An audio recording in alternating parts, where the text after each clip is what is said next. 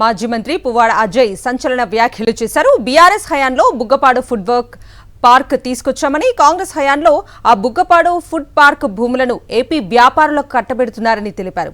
ఇందులో మంత్రుల కొడుకులు వాటాలు తీసుకున్నారని ఆరోపించారు. సీతారామ ప్రాజెక్టు నుంచి మట్టిని తరలిస్తూ కోట్ల రూపాయలు కొల్లగొడుతున్నారని పువ్వాడ అజయ్ ఆగ్రహం వ్యక్తం చేశారు. అదే మరి ఫుడ్ పార్క్ లో బుగ్గపాడులో ఏం మన దాంట్లో ఏం చేస్తున్నారంటే ఆంధ్ర కంపెనీలకి అగ్వకి 72 ఎకరాల భూమి, ఎకరం 42 లక్షలకి ప్రభుత్వం అప్పుడు నిశ్చయం నిర్ణయిస్తే దానికి సగానికి అడ్డి చేరికి పావు చేరికి వాళ్ళకి అప్పగించి అందులో మంత్రుల కొడుకులు వాటాలు తీసుకున్నారని ఈ సందర్భంగా మీకు తెలియజేస్తా ఉన్నా. అది నిజం కాదా?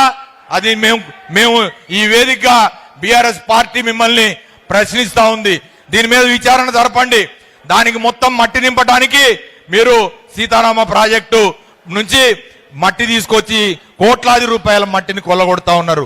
ఓ పక్కన మట్టి దోపిడి, ఇంకో పక్కన భూ దోపిడి, ఇంకో పక్కన చూస్తే హైదరాబాద్ లో భూముల దోపిళ్లు, ఖమ్మంలో చూస్తే ఖమ్మంలో దోపిడి, అటువైపు పోతే పినపాక రేగాకాంతారావు గారి సైడ్ భద్రాచలం సైడ్ పోతే ఇసుక దోపిడి.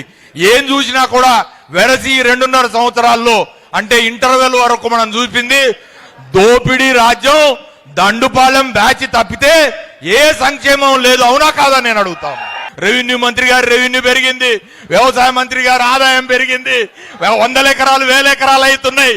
కానీ మా గిరిజన ప్రాంత ప్రజలకి బిడ్డలకు మాత్రం ఏం జరగలే, ఏమో నగూరులే. మరిన్ని అప్డేట్స్ కోసం ఛానల్ ను సబ్స్క్రైబ్ చేయండి. నోటిఫికేషన్స్ కోసం బెల్ ఐకాన్ పై క్లిక్ చేయండి.